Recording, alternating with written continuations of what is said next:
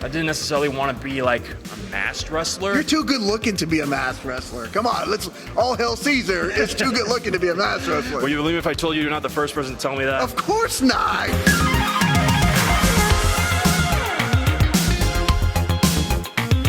Hey guys, welcome back to another interview here on Toned In Entertainment. Today, we're at the Establishment in Central Florida, and I'm joined by Jason Caeser. How you doing, Jason? I'm doing good. So glad to join you right here. Well, last month, I guess it was, there was another Establishment show. Yes, it was. My first time seeing you in action. Yeah. And I know how important it is to come away with these victories here at the Establishment, and you certainly did. Oh yeah. Every victory counts in the Establishment, because if not, you might not make it to the next show. I was going to say, you had Azrael Row as your opponent that night. Yeah. Big challenge in front of you.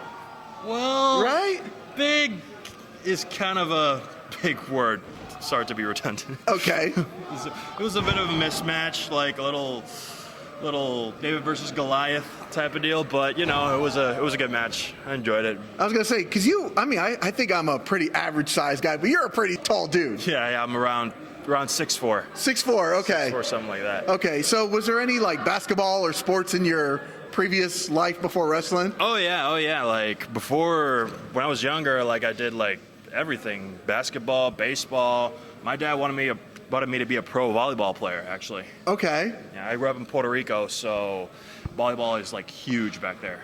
Okay, so why the choice of professional wrestling over all of those?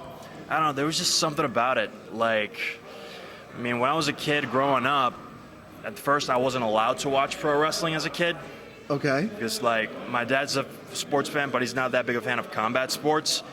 And my mom is a pediatrician, so that's a bad combo right there. It's probably bad advice for a pediatrician, right? Yeah. To let your children watch professional wrestling. Yeah. Then when I was around 12, I remember I went to one of these like video rental stores, and for some reason I decided to rent the DVD for SummerSlam 2005, Shawn Michaels versus Hulk Hogan. Okay. And ever since then, I just became a fan. So, okay, a lot of people find stuff on the internet, right? Yeah. Nowadays in 2024. Yeah.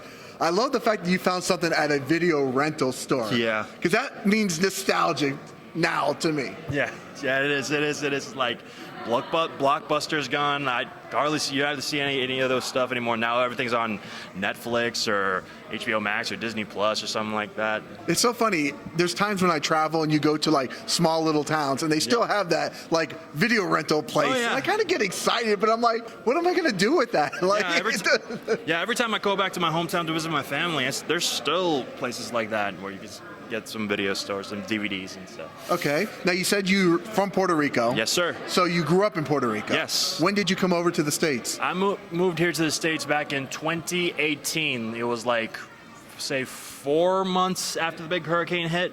Okay. So yeah, I just graduated from college. I'd already been wrestling for about a year, but then the big hurricane hit, and I said to myself, hey, if I want to make it in this business, I don't know if I can stay here. So called up a friend, let me crash in his place. I moved here, and the rest is history. Here we are.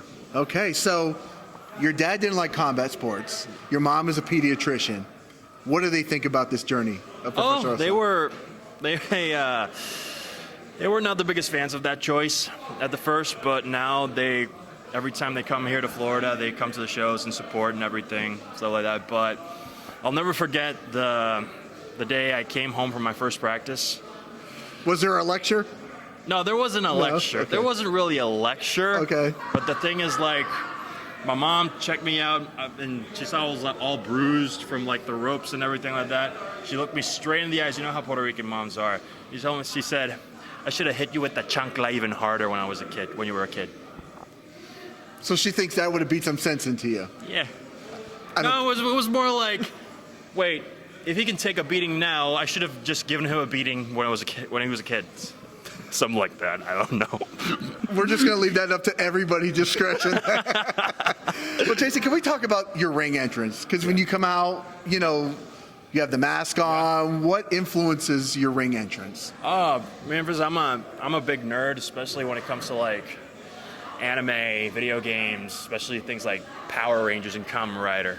Okay. So yeah, I wanted to have like a cool like mask entrance because I'm also a big fan of Lucha Libre, but I didn't necessarily want to be like a masked wrestler. You're too good looking to be a masked wrestler. Come on, let's all hail Caesar. It's too good looking to be a masked wrestler. Will you believe if I told you you're not the first person to tell me that? Of course not.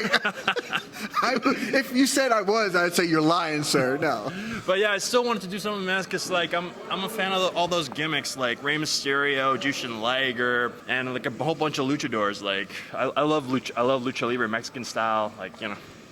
I Now, don't think it gets enough credit. Okay, no, it doesn't, especially here in the States. Yeah. That was the one thing I used to love about WCW was they kind of spotlighted the Lucha Libres and the cruiserweights and really. No. That's why I loved Lucha Underground when it was there. Oh, okay. You're a big fan of Lucha Underground.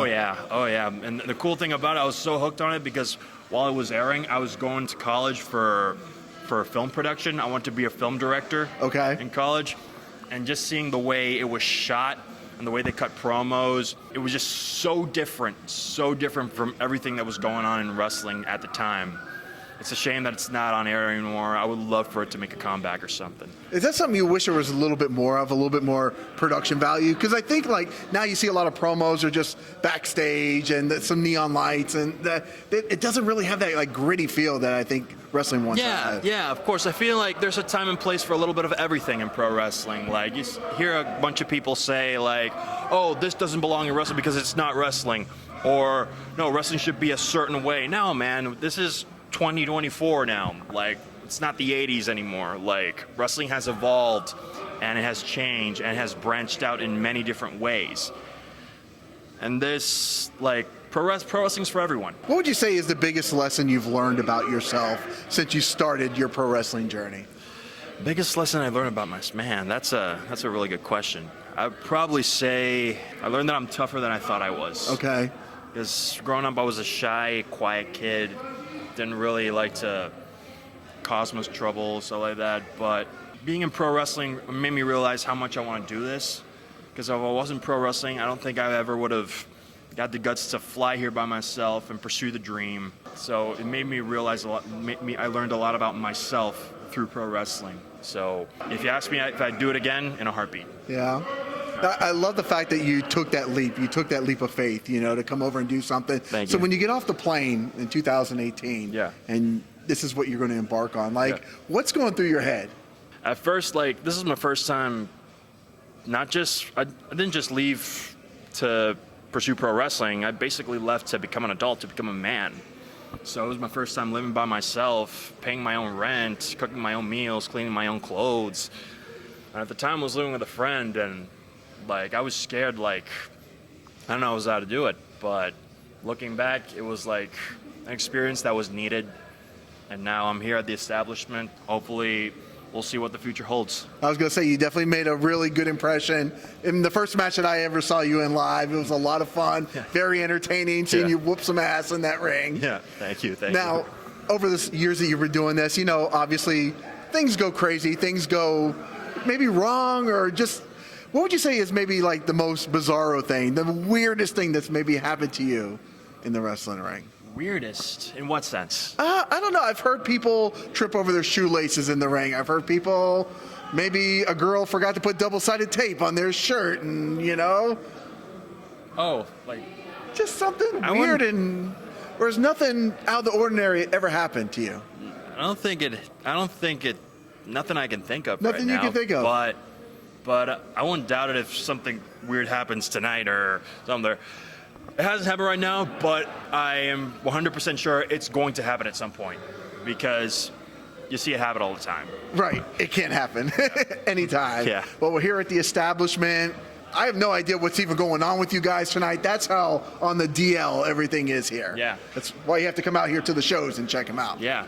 As a matter of fact, there's one question I have. If you see the card the card for tonight's show, you see my picture. There's something right there in the middle with a big question mark on it. Right. Okay. Kind of looks like a championship belt, doesn't it? Oh. Because I want to know what that's all about. Okay. I don't know what that's all about. We need answers. Oh, yeah. We need answers. Could we have a first ever champion here at the establishment? Maybe. Who knows? I don't know. But I'm so glad we're here in Lake Mary, Florida, Central Florida, for those answers. Well, Jason, is there anything else we should know you want to touch on while we have you here? Just come support the shows. Like, we got it set up right here. We got a bunch of guys. We're putting on a great show together. We got 2 shows tonight. 2 shows. The Establishment. And Clash for the Culture tonight. Clash for the Culture. An all black wrestler show, like celebrating the culture. Myra Reed's going to be here. Culture Inc. Task Force. It's going to be insane. Maya World is here. It's going to be a stacked show tonight. Stacked. And then you got the Establishment after that. Of course, yeah. 5 hours of wrestling on a Saturday. I'm guessing, right? Yeah. I wouldn't want it any other way. Well, Jason, where can people look you up at? You can look me up at Jason Caeser Wrestler on Instagram, and on Jason Caeser on my Facebook page. You can like that. I do have a Twitter. I don't really use it that much, so I'm mostly on either Instagram or Facebook. Those are those 2 platforms where you can follow me the most. There you go. Perfect. Well, guys, follow Jason Caeser on his pro wrestling journey. Yeah. And if you haven't already, guys, make sure you hit that red subscribe button so you can stay tuned in here to Tone In Entertainment for future videos. Subscribe to the channel. Do it. Go now. Do it now.